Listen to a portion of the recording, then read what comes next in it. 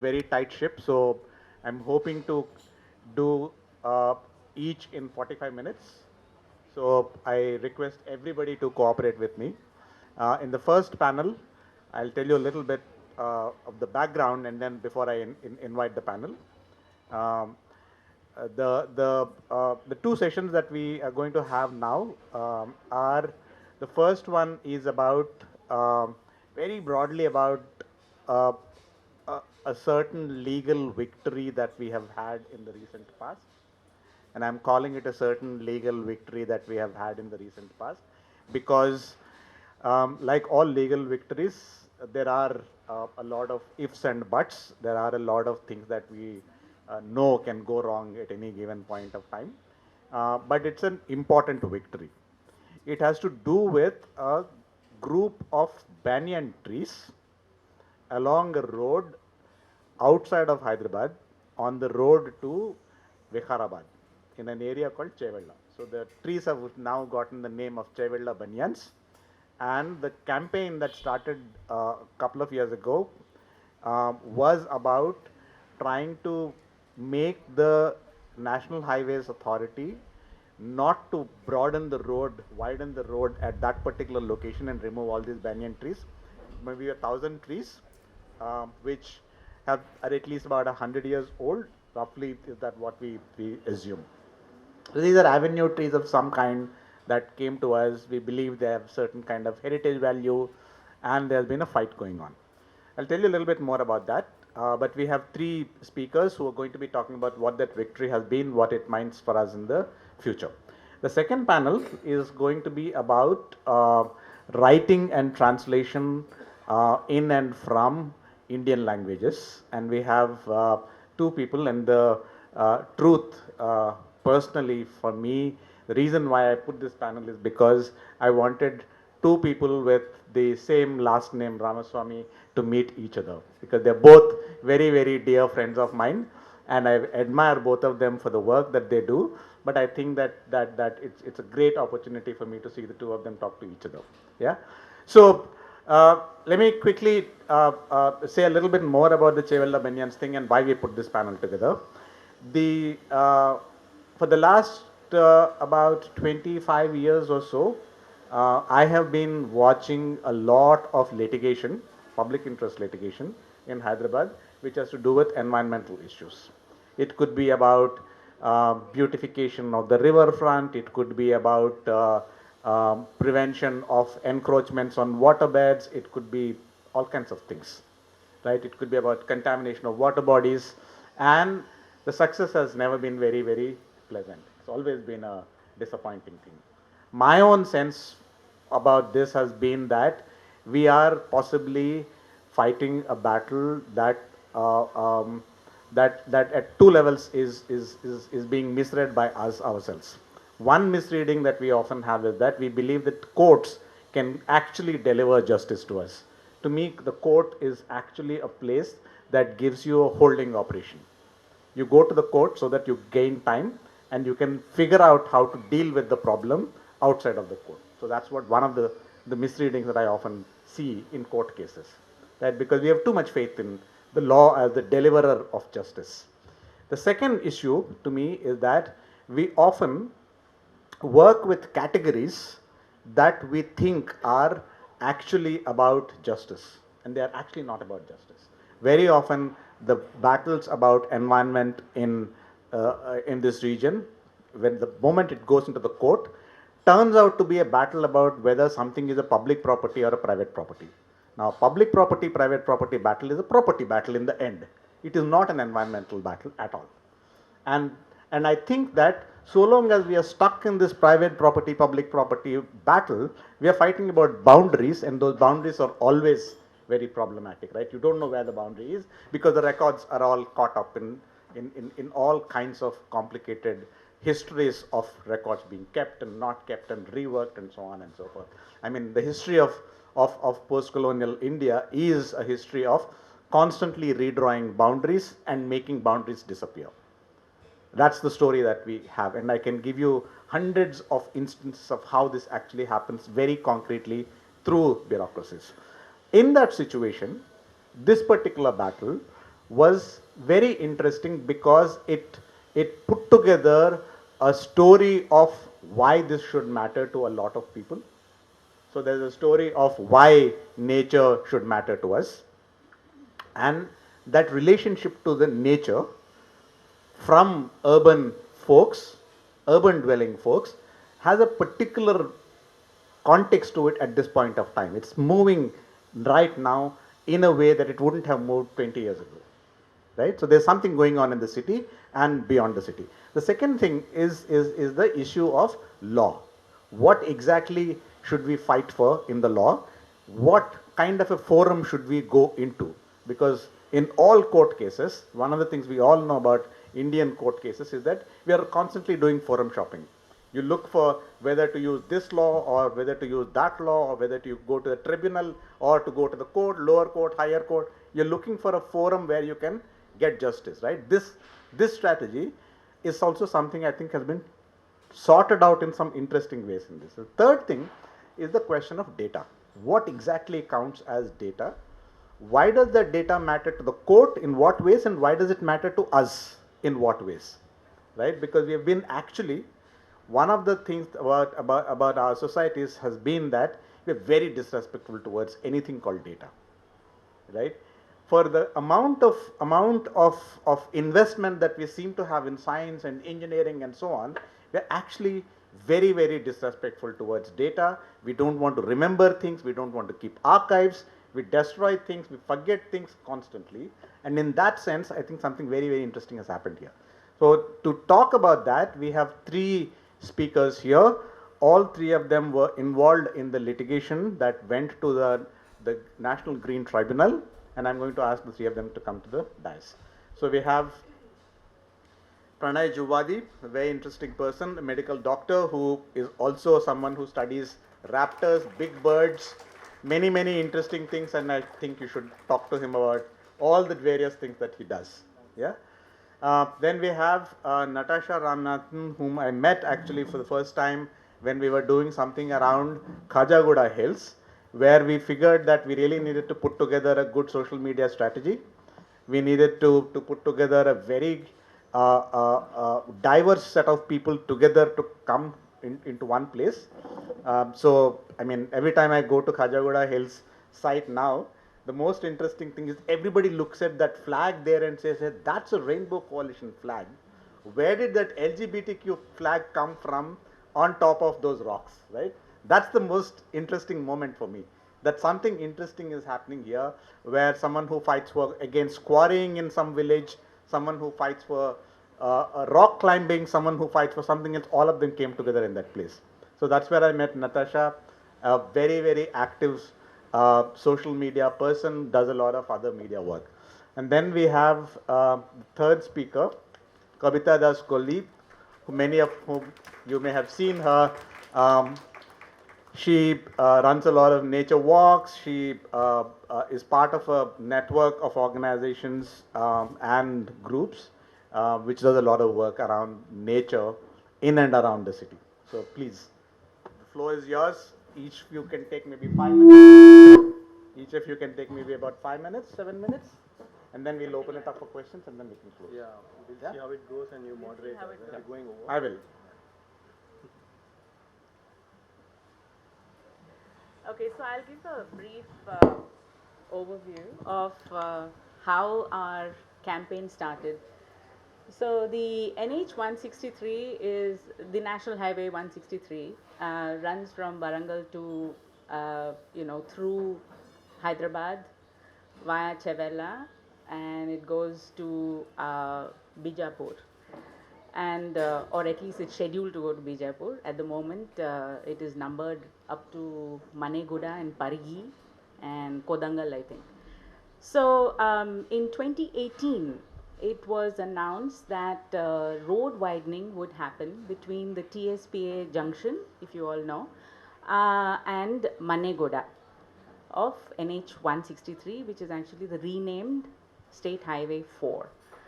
Okay, so in early 2019, we again were reminded that this project was on, work was about to begin, or process was happening.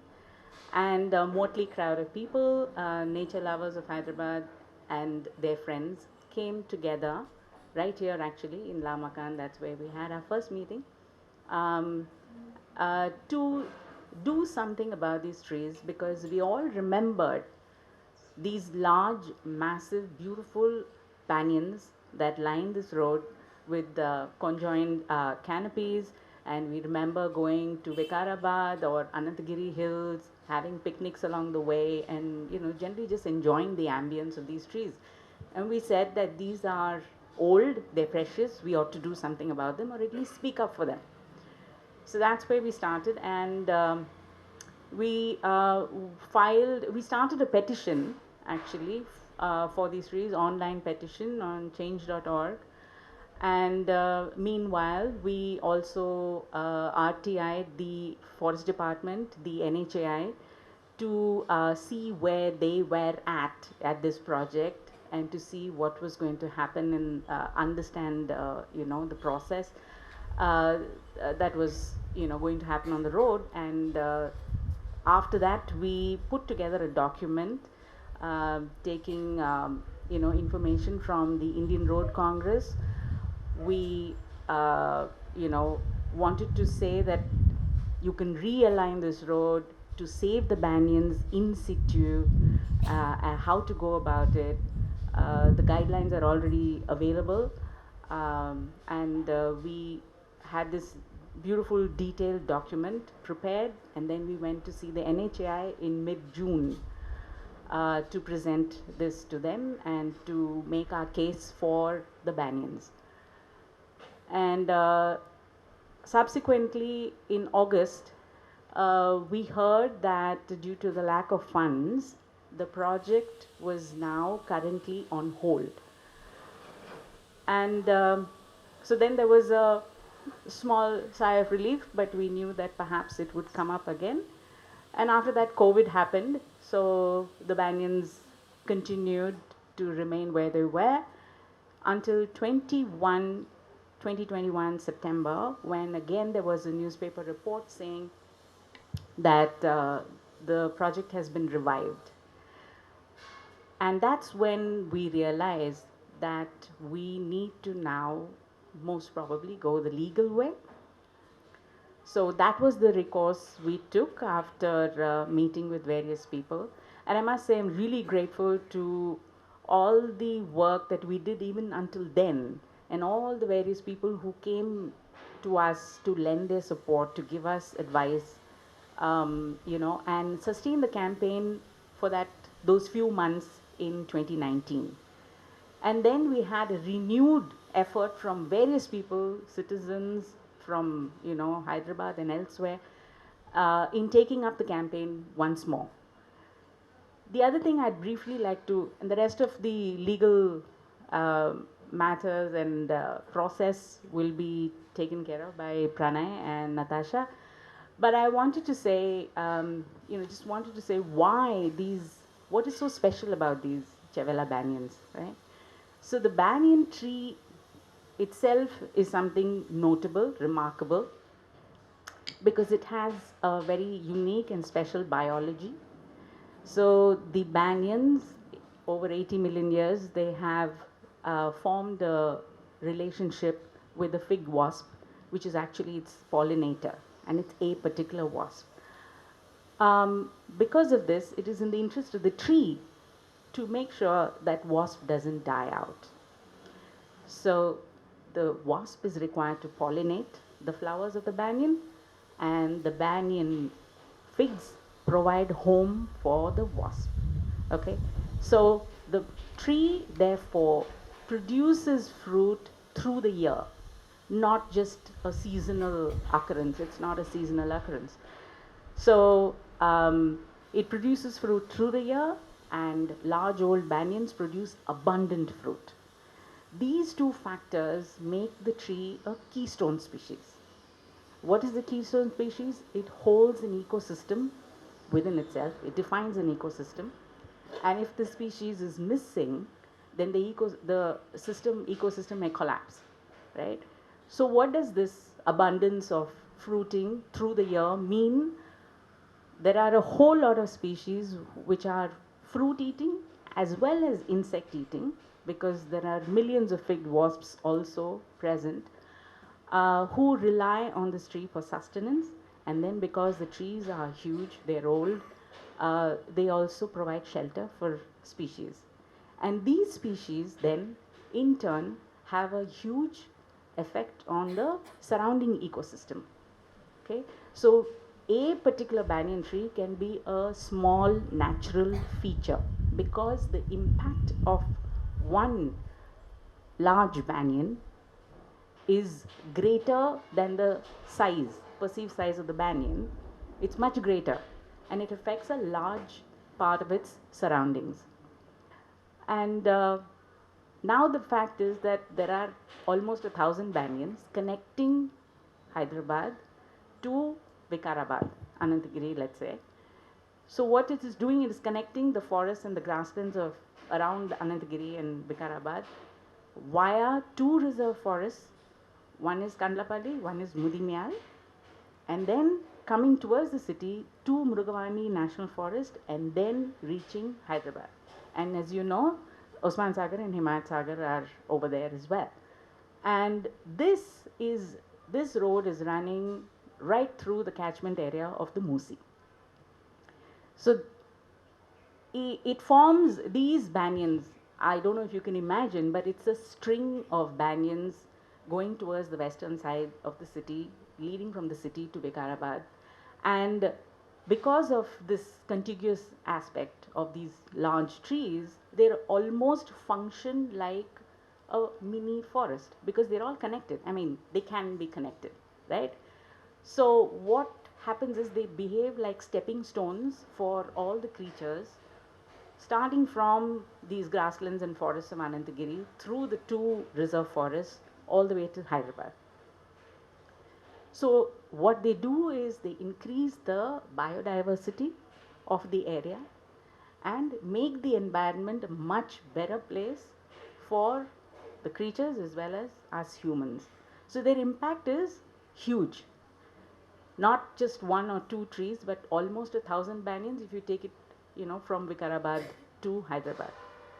But in this, 46-kilometer stretch, which we are, taking into account, which is from TSPA Junction till Maneguda, there are 914 banyans, which we have counted, monitored, geotagged, and I will leave it now to Pranay to explain it further. Thank you. Thanks a lot, Kobita. So I'll just briefly talk about the legal aspect. And like Anant had correctly said, we have too much faith or expect a lot on courts, the delivers of justice, because and the courts don't make law. They have to ensure that whatever lawmakers make is abided by. So they are limited by what the law is. So in environmental jurisprudence, like Anand said, it's very hard to get clear wins. And that's because how the laws are. But coming back to this case, I would say that this is a great example where the court held what is called as precautionary principle. So what is this precautionary principle in environmental jurisprudence? It basically says that you better be safe than sorry. And the onus of proof is on that person who's proposing a project or the user agency that is proposing a project. So I think this is a great takeaway. This case, the court has, kind of upheld that, you use the precautionary principle. And the Supreme Court also in 1996 had said that the precautionary principle should be used as a component of environmental law. So it's part and parcel of environmental law. I think this case kind of, points out that, the court said you have to. The other thing is, of course, there were some irregularities where the NHI kind of, said we don't need, we don't come under the purview of the law. And that was the case about. That's how it started. Like, we pointed out saying that this is not an expansion project like they claimed. It's it's a state highway that is upgraded to a national highway status. And for that, we pointed out that they will have to come under the purview of the environment impact assessment, which they claim that they didn't have to. So that was a irregularity that the court said, yeah, I mean this is worth looking into. And the other thing is it's not a national highway project, and they were not. This road had no IRC standards or an environmental clearance. So the court observed these 2 points, and it kind of said, like, look, you will have to come under the purview of the law, and you will have to undergo the process of environmental clearance. And but apart from the legal aspects, I think the trees have played a pivotal role here in impressing the court. They played the pivotal role here. It's a combination of both the legal and what was done to show the court.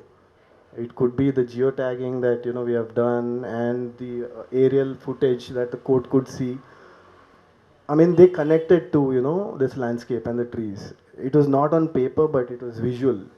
So I think it was a combination of both the legal irregularities and the visuals and the data and the literature, the science articles that were provided. The court had to kind of stand and say, no, this is not right. So I think, like I said, the court will not and cannot say that the road cannot be laid. It will only say you can lay a road provided you do this, and that. And that is what the court said. You go through due process of law, and then you can build your road. But it is really callous on your part not to do the due diligence and go ahead so senselessly with this project. The whole process of EIA also is very, I mean, it's a regulatory process. It's not a prohibitory process. But having said that, India is one of the few countries that has the environment impact assessment as part of the legal system. Most countries don't have it. So that is one of the most important things that Indian law has. But having said that, like I said, it kind of regulates. It says like you do this and this, and then you can go ahead with the project. It will lay out conditions. But there was a study done, I don't remember who, but it said that 99% of all the projects that come up for environmental clearance are cleared. So then when we know that all the projects are cleared, what is the problem when they're being cleared anyhow? So what is the problem in going through the correct process? They don't even want to go through the correct process because it's time consuming and it's headache. They have to file a lot of papers. So basically lazy fellows. They don't want to get through, do all that. So all we asked was, we said we never said don't build the road. Do a proper environment impact assessment and consider a realignment. And as part of their own guidelines, the Ministry of Highways and Transport says that you should look for alternatives, which they haven't. That's another thing that the court said, why haven't you looked at alternatives? Go look at alternatives. So they formed a committee. And the funny part of the committee was NHA was part of the committee. Both the respondents were part of the committee. And what the committee basically said is what they were saying in their counter affidavits. No realignment can't be done, a lot of accidents are happening, we will translocate the trees, we will move them, we will do this and that. But in spite of all that, it's very heartening that the court said that, you should, both of you listen up, just go back to the drawing board, do an EIA, come back in 4 months, and then you can go ahead with your project. So that is what happened. Another thing that I think Kobita, how this campaign started was because of a change.org or petition that came on the group, right? No, the one before. So that change.org petition said we are going to save some 300 banyan trees. I said, wow, that's nice. Somebody also thinks like us, you know. And then, you know, as you read down, you find out that they're going to translocate, and that's how they're going to save it. And they're like, no, they can't move the trees, and that is not saving. Um, so that's how we started the other petition, saying that we want them to be where they are. Um, so yeah, and the other point I wanted to make was now there's a central policy coming up where they want to have a translocation policy. So our problem is not translocation per se. Like if you know there's some construction going on here, if you want to move the tree, it's fine. But as a policy, lock, stock, and barrel, you're moving 1,000 trees. That is basically kind of enabling user agencies saying that you know we're not going to cut the trees, we're going to move them. Basically, it's another word for cutting, I would say. Yeah? We'll So move that them is in what after we that were they may opposing die. as a policy. And people who are kind of you know supporting translocation are they're not understanding the enabling this policy. Uh, yeah, so that was another aspect. Huh? um, so yeah, that is where it stands. And like Anant said, in environmental jurisprudence, there's no clear win. There's a halt, there's a stop gap, and then you know we have to go back and then fight again. See how you know we can fight later after they come back with the EIA. We'll see how it goes. Yep. Natasha?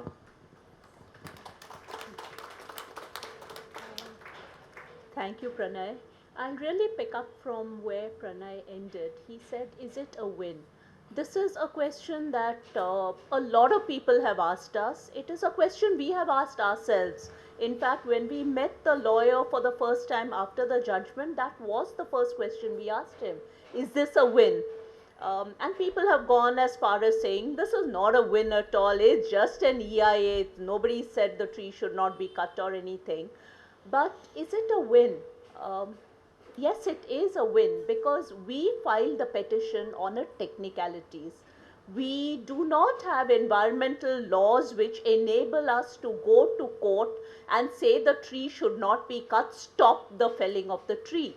All we can do is work on the laws that are there and say follow due process. It was a technicality we filed and the court upheld it. The court said yes, the EIA has to be done. So is it a win? Yes, it is, because what we wanted we got. And in addition to it, there are things that were said in the judgment that sets a precedent for us and for others. For instance, there is absolutely nothing in our laws that gives any right to a tree outside a forest. If a tree is in a forest or a reserve forest, well, it's a slightly special tree. There's a caste system among trees, literally. But if you're not a tree in a forest or a reserve forest, you just don't count. This time is probably the first time that plain and simple trees that are lining a road have been recognized as entities. That is a huge win, not just for us, but for everybody else who comes, because now we can literally go and say, this is an avenue of trees, it serves a purpose, upheld, you know, look at them as trees, not as something pariah. Yes, in the past, people have gone for specific trees, historical significance, cultural significance, religious significance. You know, things like the tamarind tree at Osmania General Hospital is an important tree. But for a regular tree, this is the first time the court has said, yes, a regular tree also has rights. It's also the significance of this EIA is very important. There is a requirement that an environment impact assessment be performed for any road that qualifies under certain parameters, one of which is anything over 100 kilometers. What the NHAI very smartly does is they break it up into small projects. So it's contiguous projects, but each is treated as a separate project. And they say we don't need to do an EIA for all of it.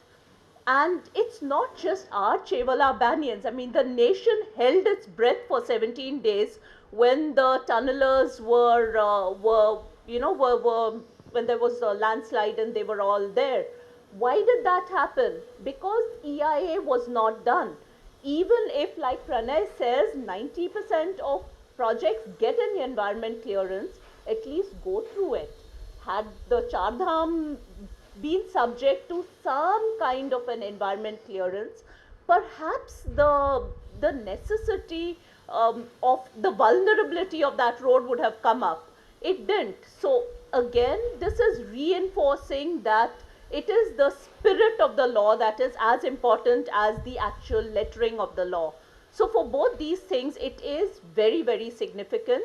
We can get into, could the court have done more? Yes, of course the court could have done more. The court in the past has gone beyond the law and said, no, this will be done.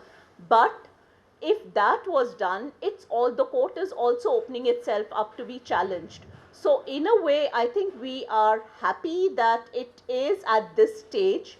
It's given us the breathing room. It's put the necessity for an EIA back in the NHAI camp, which gives us time to build our case further. We can probably now look at how is the EIA being conducted, ensure that it's done as best as it can, and maybe in all this trouble, NHAI will just say, let's just go with a different road. This is just too much trouble for us. That's really our hope.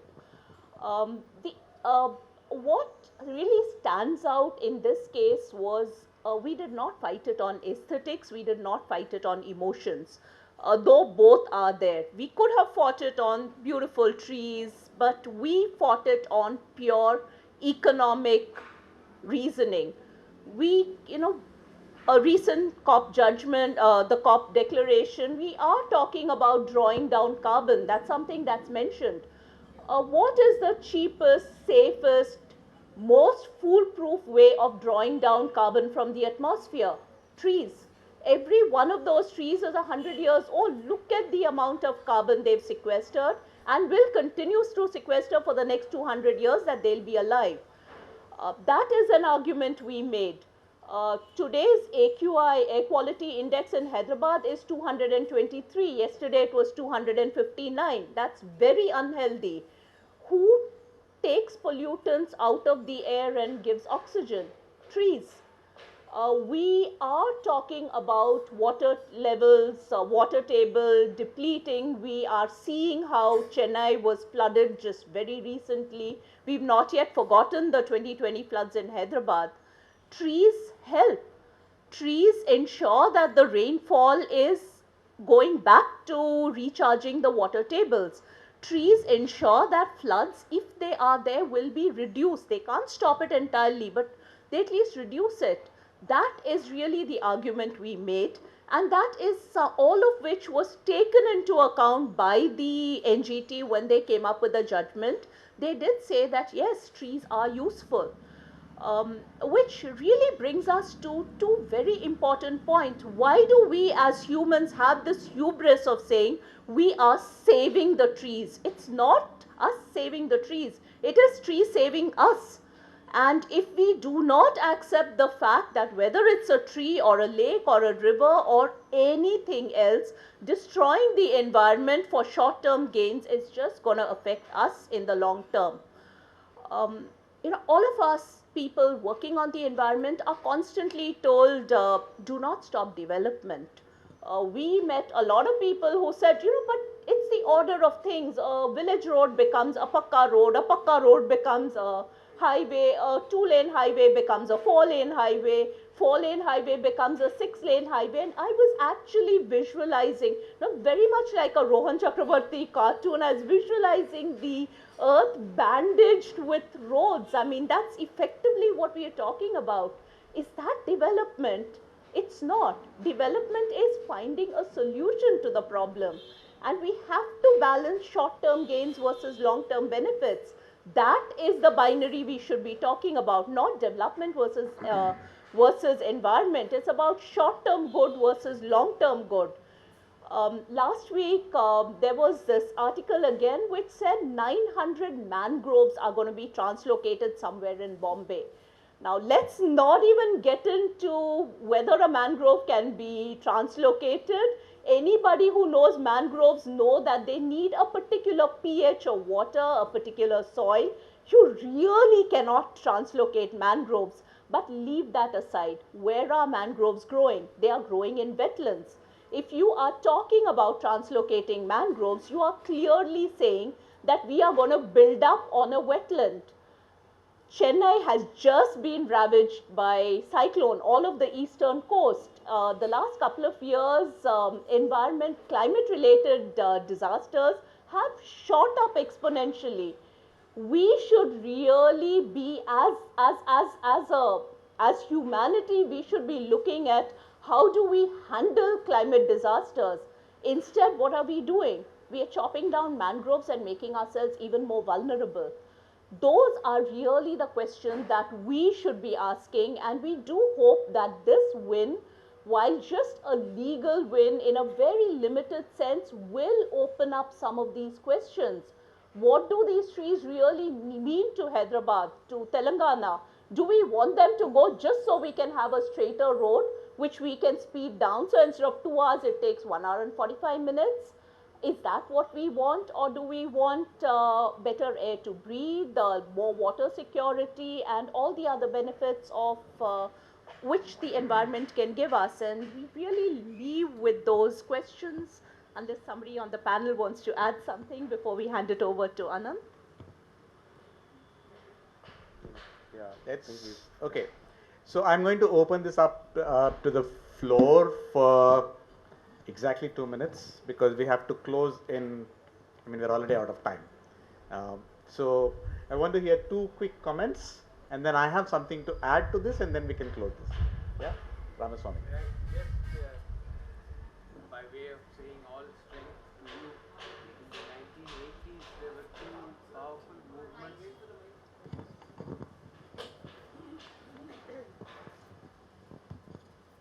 By way of wishing you all strength in your work, I just want to remind of 2 major movements in Orissa that took place in the 80s.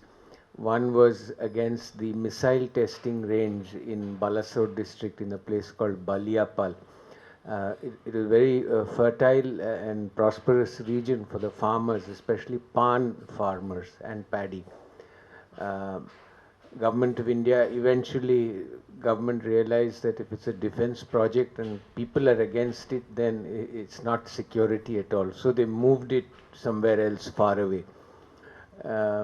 Second was a bauxite mining project in a place called Gandhamardhan, that is near Sambalpur town.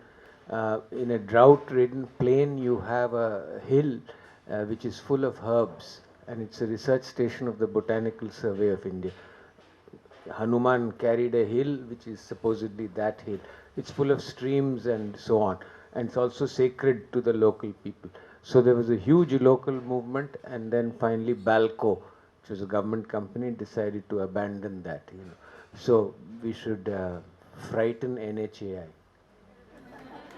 Thanks, Ramaswamy. One more comment from anyone? There at the back. We can talk later. Yes. There. Can you get the mic to her? Just 1 second. I have to make an announcement. Somebody left this key in their bike. The bike number is TS218D8422. Left these keys inside the bike, so please take the keys.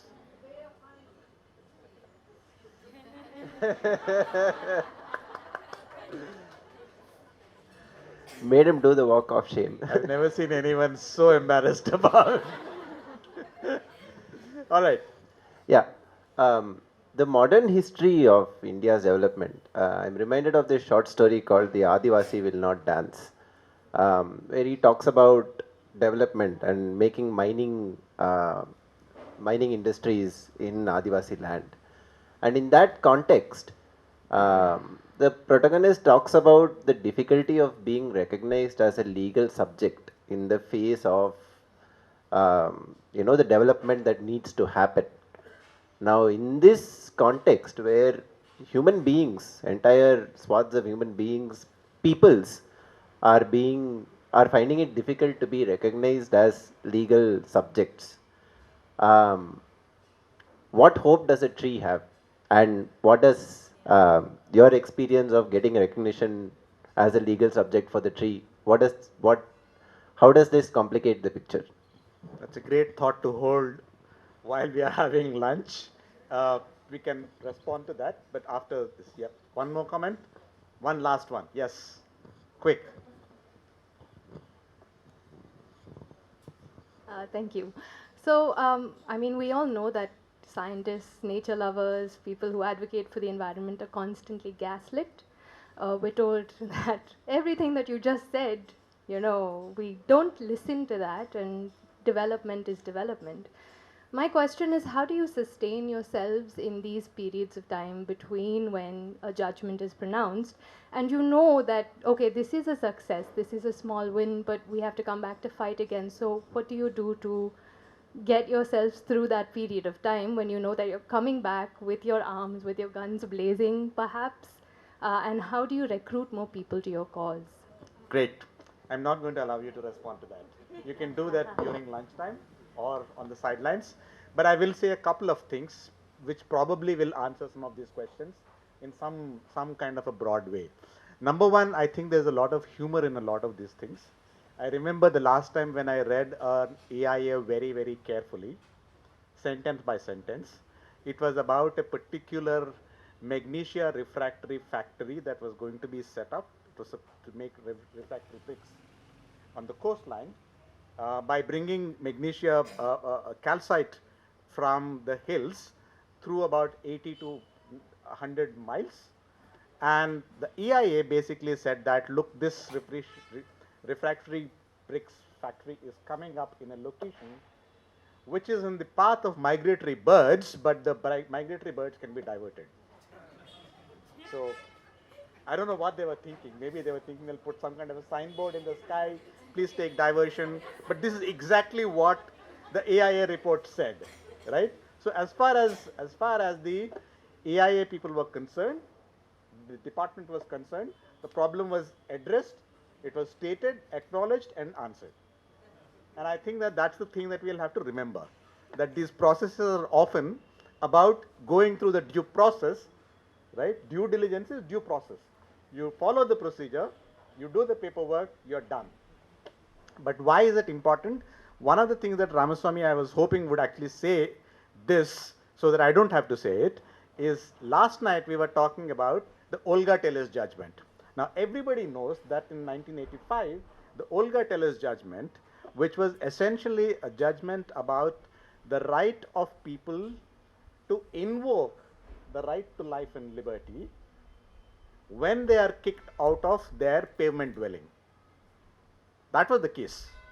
The case was actually about their being thrown out. When they said that we are invoking right to life and liberty, the High Court said you can't because you violated the municipal law. They went to the Supreme Court and said, can we or can we not invoke the right to life and liberty? And the Supreme Court said, of course you can, because right to life and liberty is not a contractual right. It's a constitutional right, it's a fundamental right, and nobody can say that you broke something else, some other law has been violated by you, and therefore you will not have this fundamental right. That does not happen, it cannot work.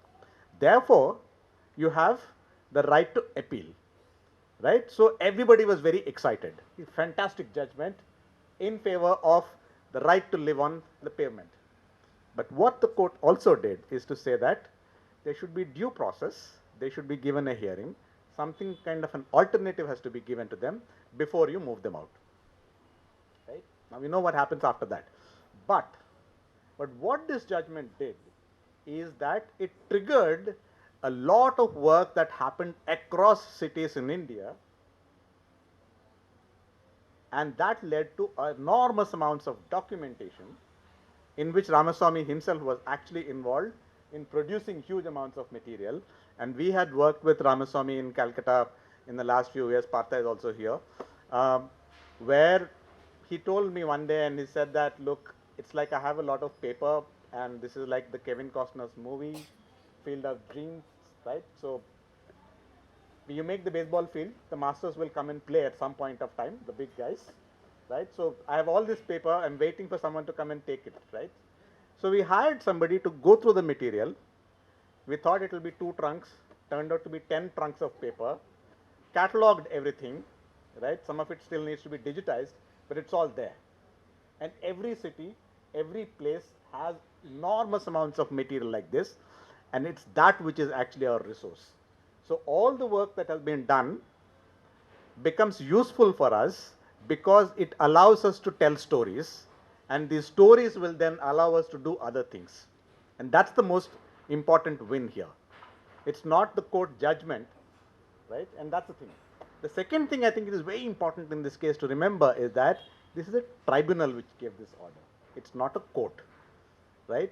Many people don't realize this difference between the tribunal and the court. The tribunal is essentially like a government officer sitting down and saying, have these guys followed the rules or not? That's all they do. There is no major legal question being settled in the tribunal. What is interesting here is that the tribunal judge goes way beyond his remit and says that, look, I will do this rules business, but I will give you also a poem at the beginning of my order. I will also give you a little bit of philosophy. I'll also give you a little bit of advice on how to live your lives and take care of your trees. That is what is interesting about this particular judgment. So you should all, I would encourage all of you to read it. I would encourage all of you to seek out these people on social media, and you can of course talk to them, and we will also send out emails after this. I hope all of you have signed up at that gate. If your email IDs and contact numbers are there with us, we will send out all the contacts to you and you can talk to them. Yeah, thank you so much.